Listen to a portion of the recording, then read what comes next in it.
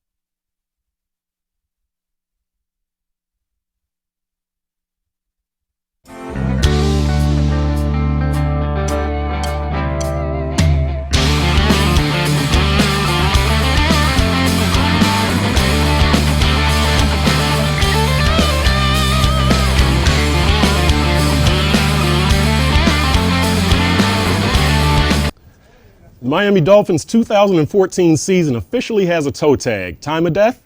4 o'clock last Sunday, courtesy of yet another embarrassing season-ending loss to the New York Jets.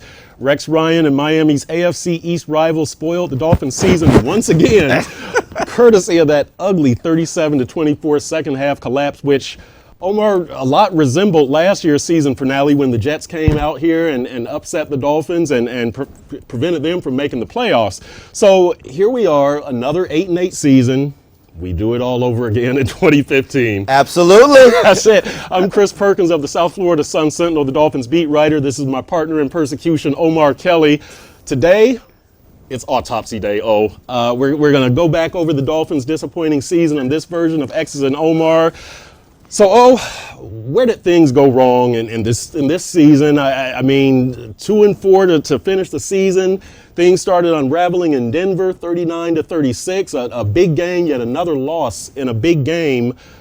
What went wrong here? If you really look at this season, you're looking at teams that were in contention for a playoff spot. We're talking about the Chiefs. We're talking about San Diego. We're talking about New England.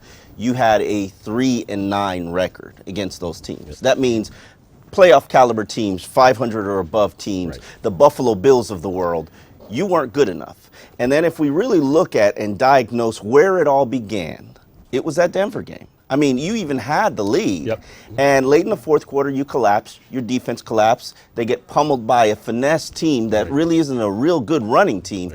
And as Randy Stark said, as you know, we call Randy Starks the truth serum. He will let you know what's going on. He will let you know the real. And he said, as a defense, we put things on film that everybody copied, and we never stopped it, and we bled out as a defense. And you know what, on top of that, the big plays disappeared. This team was only going to go as far as the defense took it.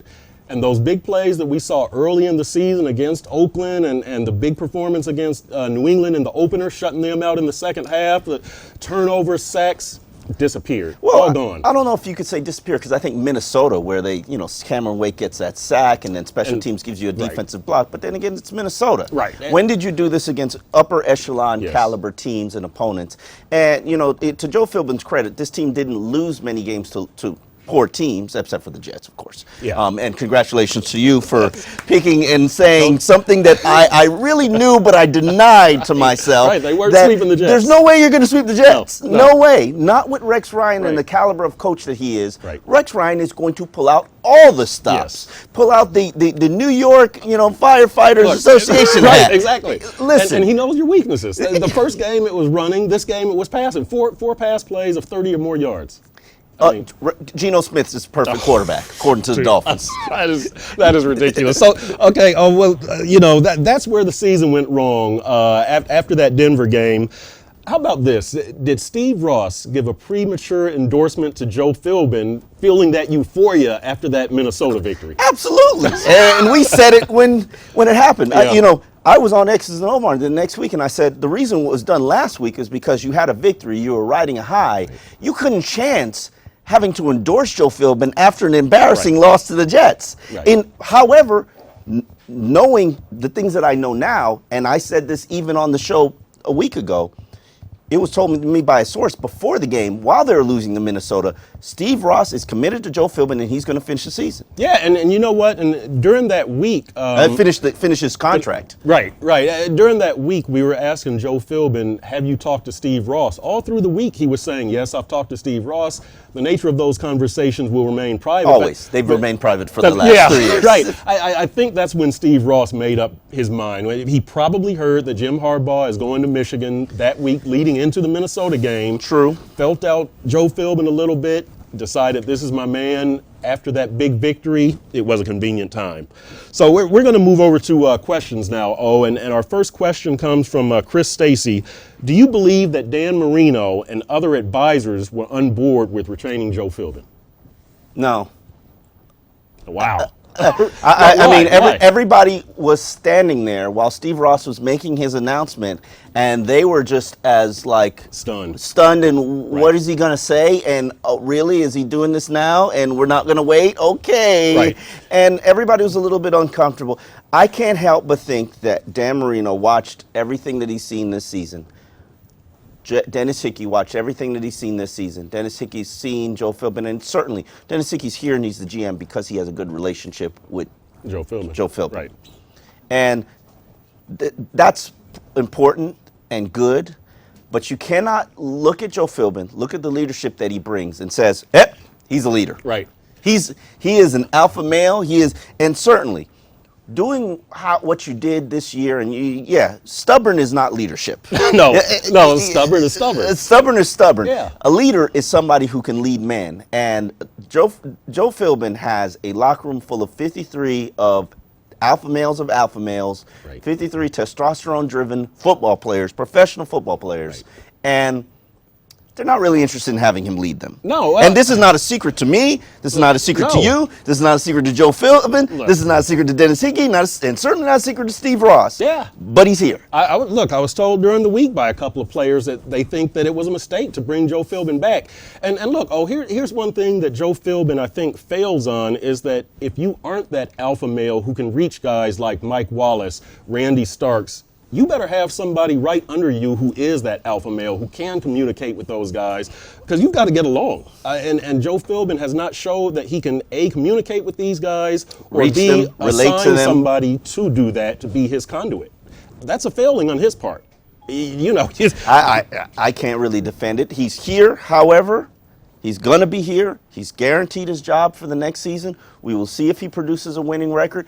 I don't know what to expect. I think at the best you can supplement parts of the team and make yourself the Dallas Cowboys, because nobody's going to sit there and say Jason Garrett's a great leader.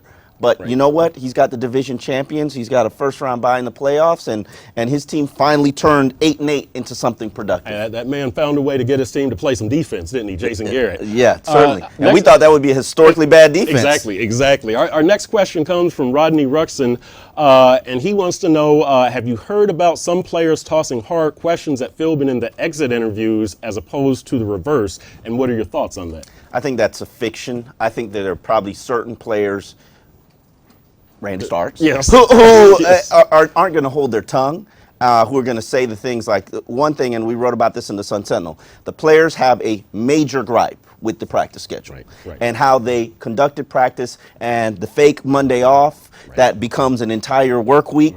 Right.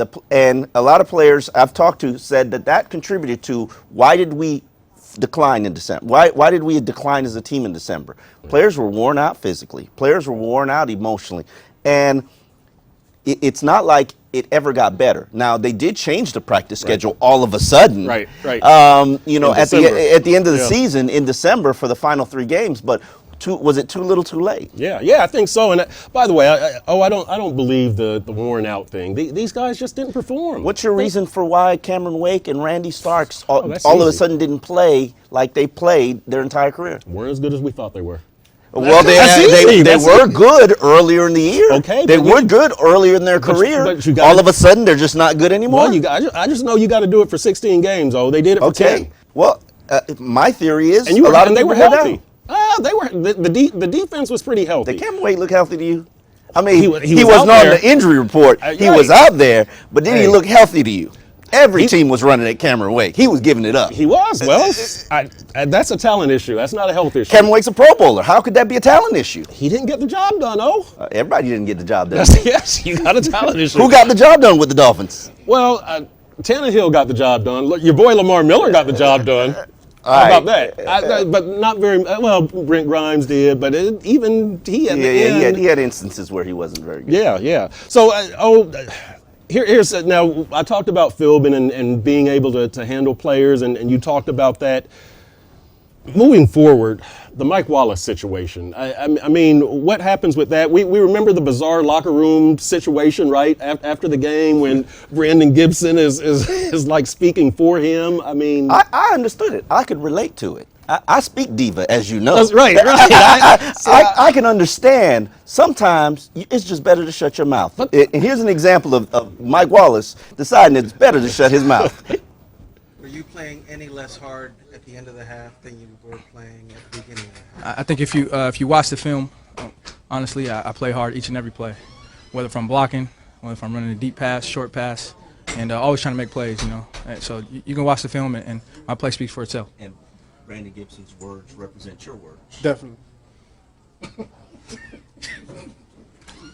You good? We all right. Appreciate everything. Now, oh, that You guys that have a was good- have a good entertaining. offseason. That's We'll kind see of you a later. clown scene, though, wasn't it? It was entertaining, but that's kind of clownish, isn't it? You know what? If I was going to be fined $10,000 to $15,000 for something that I said outside of the word definitely, I'd be very careful. Yeah, you got the only direct quote out of Mike Wallace. Yeah, I was like, bro, I'm trying to help you not get fined. Like, say a word. Right. Okay, here's the bottom line to me, you've got to find a way to get along with Mike Wallace. If you keep him. No, you've got to keep him. You've got to keep talent. Do you want to keep people who don't want to be with you? Yeah. I'm trying to get to the playoffs. I'm trying to win games. He don't want to be with you. I don't care. We don't all have to get along. We don't. You don't have to hang out with me outside the facility, whatever. But we need to keep talent in this organization. That's and we true. need to win. And if I'm Steve Ross, that's how I'm looking at this whole thing. That is true. I think one of the problems that we've had during the Joe Philbin era is there's a mad, crazy, ridiculous exodus of talented players just because he can't get along with them, he can't coach them. Sometimes talented players have complicated personalities. Or some young players like Avante Davis need to be coached up, mentored, related to, brought along. And if you just decide all the time that you cannot coach talented players, you're not going to have a talented team. And that's how you finish 8-8. And I'll say this though, speaking of throwing talent away though, how many of these guys have gone on to make a Pro Bowl in recent years? Vontae Davis. Sean Brandon Smith Marshall. didn't. Brandon made a Pro Bowl when he was here. Sean Smith had one of the better cornerback seasons of his career and was statistically one of the better cornerbacks in the NFL. See, Carlos Dansby, I think he had an MVP season, proving that he is the best linebacker in the NFL. Just ask him. He'll tell you. But I see, you threw away talent, but it wasn't like these guys were leading you to the playoffs or anything like that. But it was still talent. It was still talent, but it was talent that had gotten you 8-8 and 7-9 Let me ask you a question. seasons. Would you have rather had Vontae Davis and Brent Grimes together or have Vontae Davis and Cortland Finnegan? Well, your choice. I'm taking Vontae, but would you have rather have Philip Wheeler or Carlos Dansby? Well, that would be Koamisi, really, because you could, but. I mean, you cut Philip Wheeler the minute you signed Carlos Dansby. You cut Carlos Dansby the minute you signed Philip Wheeler. Yeah. That was an unfortunate decision. I'll say unfortunate. That was unfortunate, but a stupid decision. That's how I describe it. You know what? For the most part, though, the players that they've tossed aside, these guys aren't leading their teams to Pro Bowl. It doesn't matter. They're better players than what you have on your team. And if you cannot coach, like let's say the next one is Mike Pouncey. At some point, Joe Philbin's going to say to himself, because we're talking about players with alpha male personalities. Jared Odrick, I don't expect him to be back. The main reason is he's got an alpha male personality. Yeah. He's going to tell Joe Philbin what he thinks sometimes. And we saw that. But Joe Philbin thinks his poop don't stink, and everything he does is perfect. That's not the case. And a team is a partnership. They had this whole mantra of stronger together. I'm sure the players did not feel like they were stronger together. They were stronger together as long as they did what they were told to do. Yeah, I think that's right. All right, that's going to take us out of segment 1. We will be back in segment 2, and we're going to talk a little bit about this Dolphins defense. At the end of the day, will this team be better? Boy, I don't know. Right now, we've got to wait and see what's going to happen in free agency and everything like that. But you've got the same guys coming back. It's hard for me to see that they're going to be better. Now, the Miami Dolphins defense was one of the top 5 defenses in the first 10 games of the season.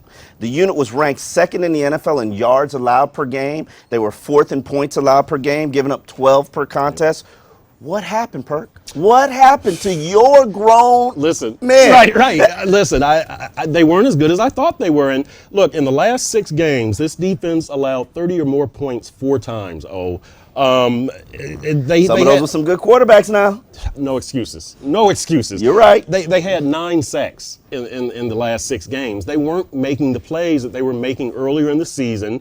They were pretty healthy, so I'm just led to believe they weren't as good as I thought that they were. And how could you be a top 5 team going into game number 10 and then all of a sudden be garbage? Quality of opponent, I'm right. I mean, and that's a fair point. Listen, in the last 6, you played Denver, Baltimore, and New England. So that's 3 tough teams. You lost all 3 games. You know, and you split with the Jets. And you split with the Jets. And you won on a safety that nearly prevented overtime against Minnesota. Exactly. So, you know, these guys they just gave out at the end. I mean, what do you think it was with the defense? I think the scheme is a problem. I think that they are a team that's talent-based, built for the 3-4. Now, of course, you don't have a nose tackle, so you can't run a 3-4 without a nose tackle. You got rid of that one last year with Paul Soliai. Yep. I think I've heard that the defense is way too complicated, that they go into games with far too many plays and keeping a simplistic approach. I talked to players on New England's team. Asked them, how many defensive plays will you generally go into a game with? 11 to 20 defensive plays. Right. They keep it simple, stupid. Right. However, I asked Dolphins players, how many games would you go into games with? The last game I was told the number was 32. And I've told that there have been times that they've gone into a game with 79 plays for a defense. Yeah. That's a little complicated. That's kind of shades of Paul Pasqualoni way back in the day, because that's what he used to do. And you know what, I did talk to a couple of defensive players who told me that they thought that this was a scheme issue. I thought it was a talent issue. And It's got a talent issue stare as well. from him, but you know, players never think. Players right. never think it's talent is the issue generally. Right. The question is, defensive coordinator Kevin Cole's unit, he's averaged 356.8 yards per game, 19.8 points in 2012. 2013, we're at 360 yards, 20.9 points per game. Right. Now this season, 343 yards, they're 12th in the NFL. 23.3 points per game. They're 20th in the NFL. It's certainly been a regression. Right. Does he keep his job? You know, just because Joe Philbin is back, I don't have a problem with Kevin Coyle coming back. Now, if you would have got rid of Joe Philbin, I would say get rid Clean of Coyle. house. Take that broom, baby. Take that broom through the organization. But look, you know, I'm 50-50 on it because, again, you know, I think you're looking at a talent issue, right? You think it's personnel. And I think you have some valid arguments from a depth standpoint. When they had injuries to Cole Messi, when Jelani Jenkins was out, when they lost Cortland Finnegan, when they lost Louis Delmas, the talent dropped. Right. It dropped significantly. And Kevin Coyle does not develop his backups well. No, he doesn't, but, and I will give you that because a lot of the young players didn't play, but I will say this for Kevin Coyle. Last year, he was blitz, blitz, blitz. This year, he recognized I've got a good defensive line. Well, he did for the first 10 games. Yeah, for the first 10. But they used the four-man front and the pass rush and dropped 7 into coverage. He even used some 52 defense, the 5-man front. Right, Loved it till you ran out of defensive tackles. Yeah. But he is creative. I think that he got what he could out of this defense, and I know they say that they were in wrong alignment sometimes, but missed tackles sometimes. That's right. Broken plays, especially against the Jets. But here's my biggest problem with this defense. Obviously, you couldn't stop the run. You're giving up 121 rushing yards, which fell 67 short of last year's disaster of a run defense. Right. And then 39 sacks, which has them, I believe, ranked 17th in the NFL this year, tied for 16th in the NFL this year. D-line, which is supposed to be your bread and butter, supposed to be the backbone of your team, supposed to be the pillar of granite for your defense, which is the pillar of granite for your whole team. Yes. They broke. Yeah, the whole foundation crumbled, though, and that was the problem. Again, they were Whose fault is it? The players. It's the players' fault. It's the players' league. It's the players' fault. You can keep getting rid of coaches, but it's the players. Okay. It's real simple. So you're saying that Kevin Coyle deserves to stay? Yeah, I am. Look, here's our next question from Derek Rizzuto, and Derek wants to know who are the candidates to possibly replace Kevin Coyle if he goes. I say Casey Rogers, defensive line coach. Definitely, I think Casey is going to be considered for a defensive coordinator position if Todd Bowles, his former partner in crime here with the Dolphins defense, gets a head coaching job. And I think he should certainly be considered for this Dolphins defense.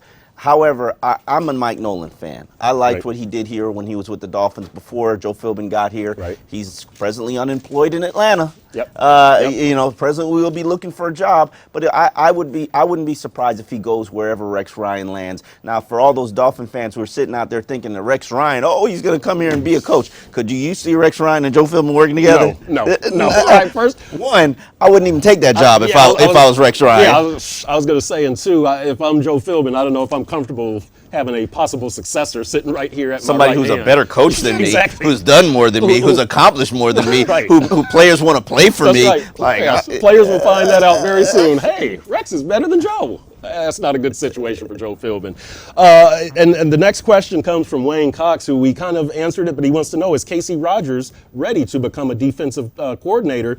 Again, we just saw that defensive line come out, though. We did, but I have to say, I've followed Casey Rogers since 2008. I've watched what he's done in terms of the talent he's developed and players that have progressed and progressively gotten better. Yep. I think he's ready to become a defensive coordinator. Yep. I think he was ready 3 years ago. Yeah. It's just a matter of opportunity. And in the NFL, it's about who you know. Right. And one of your boys, just like when Kevin Coyle, Exactly. just like when Joe Philbin got a job, they were boys. Sherman and yeah. One of your boys gets a job, Right. he's calling you up. Yep. And that's the funny thing about Joe Philbin. I say this real quick, and we've talked about this, that if Coyle was to leave, you know, coaches always have their boys. Who is Joe Philbin's boy? Like Mike Sherman was his boy, but who's left? Like with Joe Philbin, he's kind of on the island, isn't he? I think Eric Green, a former linebacker who was with the was with the Packers, Yep. he quit. He's out there. Maybe he's ready to run a defense. But hey, think about it. Joe Philbin hasn't added one assistant that's been with him in Green Bay. Not one. Yeah. That That's true. says something. That's true. And Nobody in Green Bay wants to work with Joe Philbin? Nobody? That's right, exactly. We were his boys. Let's see if we can squeeze one more question in here from Eddie Chappett. I believe that's how you pronounce it. Why would a coordinator come with a lame duck head coach? Just look at the situation with Bill Lazor. It's about opportunity. Bill Lazor came into this situation knowing Joe Philbin was a lame duck coach. Right. And yeah, he's going to get a second year, but I think he's shown that he's ready to be an NFL offensive coordinator in this one season. He's shown you that he can help a young quarterback develop. Ryan Tannehill's produced a 92.8 quarterback rating, right. 27 touchdowns, 12 interceptions, 66% completion. I wouldn't have certainly thought that was possible. Right, exactly. Is it good enough? No, because you're still 8-8. Your right. team isn't in the playoffs, but I certainly wouldn't have told you that was possible. And I give Bill Lazor a lot of credit. Now, the question is, does this offense suit the talent that they have on this team? That's where we see next year if Bill Lazor can take it to the next level if he's a one-season pony. Yeah. Now, why would a defensive coordinator want to join Joe Philbin? Hell, if he's never had an opportunity to lead a defense, never had an opportunity to prove that he can do it, if he's unemployed at the present moment, right. hey, these jobs don't come around often. There are a lot of unemployed coaches right there exactly, right now. Exactly. If he's unemployed, I think that it's not going to be hard for Joe Philbin to find somebody. The question is, can he find somebody good? Yep. All right. Do we have time for one more? So let's take it back a little bit. In segment 1, you actually, Chris, you said that Lamar Challenge Miller. for Chris. Yeah. You said Lamar Miller got the job done, and Emmanuel from the chat, oh wow, differently. He knows how you feel about Lamar Miller. I'm being challenged on Lamar. All right, let's do this. Okay, so he says, I think Lamar Miller is not a natural running back. If he's touched while running, he falls automatically, and I don't think that's a good back on at the NFL level. Woo! Who is this? Who said this? Emmanuel. You're kind of speaking my language. I mean, I'll tell you that. You're kind of speaking my language. Woo, Chris want to go. Let's do this, Chris. Let's do this. I'm gonna chill a little bit. People have to understand. We have this debate and this argument and this fight every week since training camp until right now. I won't even repeat the phrase that is uttered in the press box every time Lamar Miller does something good. Because it involves a curse word. Yes, it does. And my name after that curse word. But I'll say this. You know, Lamar rushed for 1,099 yards, 5.1 yards per carry. Don't forget his 9 touchdowns. His 9 touchdowns. My big thing with Lamar last year was that you were always going to be playing behind the chains with Lamar. That he was that 4 yards per carry was a myth. He would get a 27-yard carry and then a succession of 2-yard carries, and you were going to be playing second and long, third and long. Lamar did a good job this year at making up for that. He ran tougher. He started to break some tackles. He started being more elusive. So he was a better running back. I always said Lamar has a place in the NFL. It's just as a number 2, as a backup. Lamar doesn't run angry. That's the big thing. Like No Sean ran angry. He was going to break tackles. Lamar doesn't do that. Lamar has improved. So, I'll give you that. But I'm looking for another running back in the offseason. I'm a huge Lamar Miller fan. He was on my man crush list when he was coming out in the 2012 draft. I like Lamar. I know all of the hard work that he put in to be durable this season. Right. He added 15 pounds of muscle. He worked twice a year, Working out with twice a Frank week. Gore. He worked out with Yeah. Frank Gore. Did everything he needed to do in order to get his 1,100 yards. I know you're going to short him Right, 1 it's yard. 1099. That's Right, let's not, right. I know you're going to That's short him right. 1 yard. He rushed for 1099, not 1100. Let's not ignore his 275 yards of passes on 38 catches. He improved his hands. He improved his pass blocking. But I will say this. I need an all-purpose back who can give me physical, tough runs. I need a no Sean Moreno, but healthier. I need Frank Gore in this backfield. Adrian Peterson? I need Marshawn Lynch. Do you in go this after backfield. Adrian Peterson? I don't want to give up draft picks for Adrian Peterson. I'd take him. You Listen. got to make the playoffs. If I told you you got to give me your second round draft pick for Adrian Peterson and then give him big money deal, you're doing that? Done. I'm taking Done. Marshawn Lynch for free. I'm just Well, saying, or Frank Gore for free. If you could get him. No, I mean you make who's paying backs these days? Nobody. Think about it. Well, you Nobody's know what? paying backs. But yeah, what do you got to AP offer? A 3-year, $15 million deal? Yeah, AP will probably AP will get more than that, but yeah, the Mark others. Ingram's going to be a free agent out there. It is. Listen, make Marshawn Lynch your high. Now, not to say that he could play for Joe Philbin, Right. because That's another complicated thing. personality. Right. Joe That's not Philbin's good. a little queasy. Right, that's a little queasy. Gets a little queasy when you got a little Queasy. complicated personality. Right.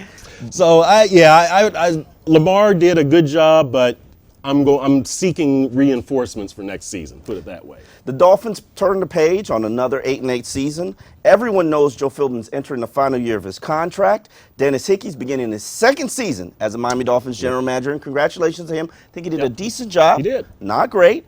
Problem is, you signed injured players, injured free agents. Right. What happened in the end of the year? Delmas, Finnegan, Marino. Yeah. Albert had some injury histories. Obviously, it was a fluke issue. Right. And then my main criticism of his draft picks. What was it, Chris? Of his draft picks? Yes. Too many What? small school Oh, players. the small. Yeah. Yeah, I said the small school players wouldn't be ready to contribute. Right. Didn't you need some of them to contribute Yeah, this year? you needed Billy Turner to contribute. It He didn't let happen. you down. Yeah. The goal moving forward should be to get to the playoffs, according to Steve Ross. What does Miami need to do in order for these Dolphins to get to the playoffs? Boy, they've got to get some guys who know how to make this team better. Because again, you've got good players. You've got players. You got decent players. Well, decent How many players right. have it? That's the whole thing. Look, you tried with Brandon Marshall, with Carlos Dansby, with Reggie Bush, with a lot Under a of these different guys. GM, under a different head coach. But I'm just saying Under a that, different GM, this head coach is not very comfortable with those No, individuals. but listen, a lot of these guys, they were good players, but they weren't able to elevate this team, and that's what this team still needs. You need a coach or some players who can elevate this team. Ryan Tannehill can't elevate the team. Cam Wake can't do it enough. Brent Grimes can't do it enough. You've got to find those guys somehow. I agree with you from the standpoint there needs to be a talent infusion of players with alpha male personalities, but those are the people I'm comfortable with. Those are not the people that Joe Philbin is comfortable with. So here's the thing. You got to rebuild this defense. You got to fortify the offensive line. Last week in X's and Omar, I told you, I did a statistical study of the 5 games when Brandon Albert and Mike Pouncey were both on the offensive line together. Ryan Tannehill's quarterback rating is 97.5. Right. That is a good quarterback. That's winning football. That's winning football. That's winning now, I'm not football. going to say that it's going to make Ryan Tannehill have it, because I personally do not believe he has it. Right. He does not have the it intangible that can make his team better. Exactly. And few So of these you players agree? do. Yes. No, I So agree when with you that. send the hate mail, make sure you send it to Hey, Chris Perkins look, too. few of these players do, so that's just the way it goes. I'll tell you what. Listen, who are the players who need to take that next step for the Dolphins to be good? The younger players. Certainly Jarvis Landry. He's got to do a better job of basically getting extra yards, being more versatile, being better, running better routes, taking the next step. And I certainly am curious to see what's going to happen with the Dolphins receiving core, whether or not Mike Wallace is going to be kept, whether or not Brian Hartline is going to be kept. A lot of things go. But then the entire defense. I don't see Randy Starks being back. I don't see Philip Wheeler being back. I don't see Ken Ellerby being back. You got to see Jelani Jenkins take that next step. Hey, and look, Jamar Taylor and Will Davis. I mean, you talk about young players who have to come through. Walt Aikens is somebody who's probably going to have to do something. Terrence Fede, we'll see what can happen with a guy like Derek Shelby. look, our boy OV really didn't do that much this year, did he? He actually bottomed out at the end of the season Yep. where he wasn't much of a factor, and you got to hope that he takes it to the next level. Certainly, that's another player. Juwan James, Billy Turner, Shelly Smith. Right. The offensive line needs to improve in order for them to be the team that they have the capabilities of being, and then also the defense. You got to build that. You got to rebuild the whole thing, man. Right. You got I to know. rebuild the whole thing. There are probably 5 pieces to this defense that I think are salvageable, keepable. OV, Wake, Jenkins, Grimes, Jones, Rashad Jones. Right. That's it. Right. I'm replacing 6 components. Hey, now I'm bringing back Jimmy Wilson, though. You are. He's versatile. I mean, here's a guy who played nickel, safety, and cornerback for you. And he's a good special teams And player. right. Hey, I like Jimmy. Exactly. Jimmy didn't make plays for me this season, but I like Jimmy. Yeah, he's usable. He's serviceable. Yeah. Our next question is going to come from William Knowles, and he wants to know which offense or defense in the first round of the NFL draft, which direction do you go, and who do you go after in free agency? If Kevin Cole is back, I know he doesn't play defensive players. Right. So I'm going with the offensive player. Right. I am fortifying. Honestly, this whole 2015 season, just like 2014, is about Ryan Tannehill. Right. I'm fortifying that offensive line. I'm going out and I'm not spending big money in free agency, but I'm drafting a Zach Martin. Right. Early in the first Right. round of Who the made the draft. Pro Bowl this year. Who made the Pro Bowl. Right. Dallas's With Dallas. offensive line was off the hook. Right. There was one addition. Yep. 2 players that I wanted in this draft, Zach Martin Yep. and C.J. Mosley. Yep. Both of them made that Pro Bowl. Yep. You got to go out and you got to get a player like that. Yeah, and you're going to need 2 guards probably because Mike Pouncey, he's made no secret he wants to move back to center. I don't think you need 2 guards. You've got Shelly Smith there. Shelly Smith was okay. Yeah. You've got Billy Turner. We haven't really seen, and then Dallas Thomas. So you might need 2 guards. Yeah, you might need 2 guards. In your opinion, who are the free agents who need to be re-signed? We just said Jimmy Wilson. We discussed J.O., Jared Odrick a little bit, that he's probably out of their price range, but who needs to come back? Charles Clay. Who do they need to I think re-sign? Charles Clay is a priority. Right. I like what I saw from both of those tight ends. Yep, Deion me Sims too. showed you so much promise and progress. I believe Deion Sims, 24 catches for 284 yards, 2 touchdowns, and blocked like a grown man. Right. Blocked better than Anthony Fasano blocked Yep. back in his great days. Yep. I would love to see the continued development, but I still want Charles Clay there because he's Yes. versatile. When Yes. he's healthy, Charles Clay killed that seam. Right. In the final games of the season, Minnesota, even some plays in New England. Right. He killed that seam, and that's what you really want from Charles Clay. He wasn't healthy the entire season. You're probably going to be able to re-sign him at a more team-friendly deal. I'm giving him a 2-year, $8 million deal and saying, Charles, let's see if you can get it to the next level. Right, and the thing about Charles is 4 seasons, 1 good season.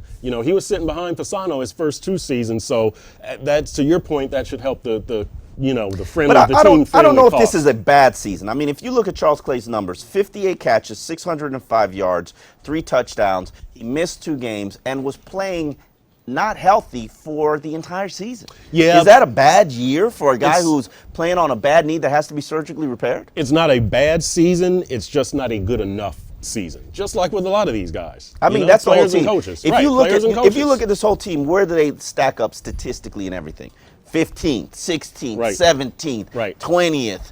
I mean, what are they really good at? Right. Yeah. And when you have a team that statistically is the 14th best quarterback, when you have a team that's statistically middle of the pack, how are you expecting better than 8 and 8? Right, exactly. You get what you pay for, pretty much. And here's a question from Derek Hess, and Derek wants to know, what are the not so obvious target positions for next season's draft? Give me a damn fullback. Listen, fullback. Really? My biggest issue with Joe Philbin's team, too finesse. Right. When you need to run out the game with a 4-minute offense, you're 3 and out because you ain't got no power to you. When you need to get tough yards in the red zone. Yeah, that goal line stand against Green Bay.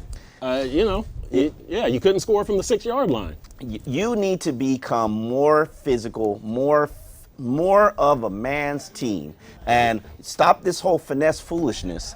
And to me, go get a fullback. Now, obviously, I want a quarterback drafted. I don't want him drafted high, but you need to start developing somebody younger, somebody cheaper, somebody with more upside, and that's just not happening as long as Matt Moore's here. And I don't have a problem with Matt Moore coming back. What I am saying is whether Matt Moore comes back or not, you need to have a young gun ready just in case something happens to Ryan Tannehill. Because look what happened to Nick Foles this year. Right.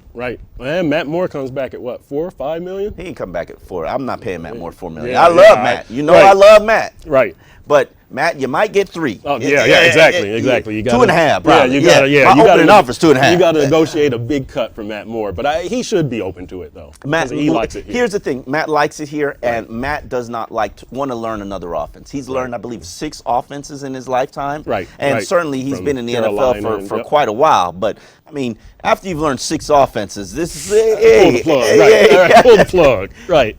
And as far as a fun question here, this comes from the man. Who else should a fun question come from? Right, the man.